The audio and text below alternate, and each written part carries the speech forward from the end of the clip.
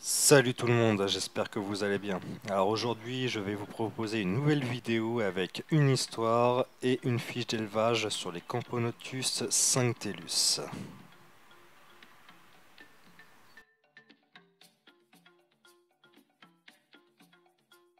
Du coup, la Camponotus cinctellus a été découvert en 1859 par le zoologiste allemand Karl Eduard Adolf Gerstecker.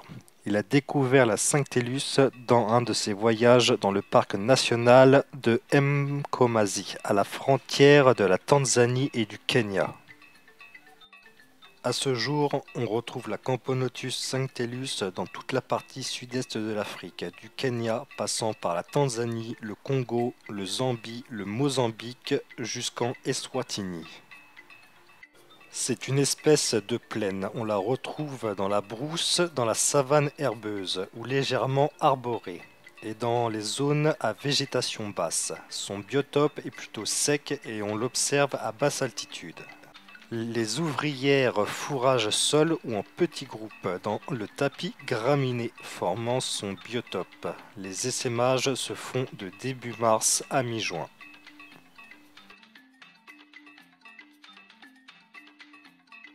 Pour la fondation, elle se déroule de manière claustrale. Mettez votre jean dans un tube à essai et nourrissez-la dès que les premières ouvrières arriveront. La première génération compte généralement 5 à 6 ouvrières. Il faudra maintenir la jean dans le plus grand calme, à l'abri de la lumière et des vibrations. Dès l'arrivée des premières ouvrières, placez une petite ADC et nourrir régulièrement avec des liquides sucrés.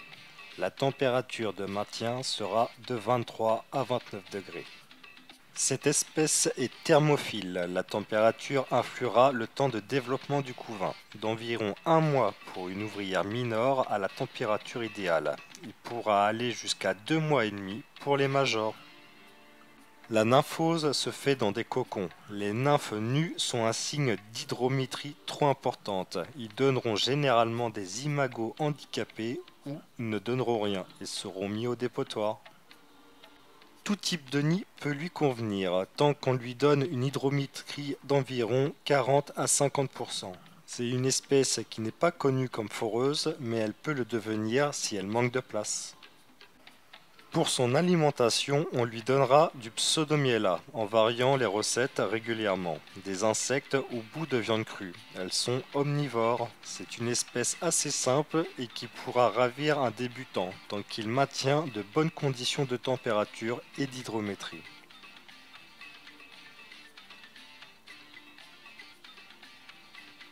Du coup, on arrive sur la fin de la vidéo. J'espère que cette petite fiche vous aura plu. Vous pouvez laisser un petit commentaire en disant ce que vous en avez pensé. Pensez à liker et à vous abonner. Et là-dessus, je vous dis à la prochaine. Prenez soin de vous. Allez, salut, salut!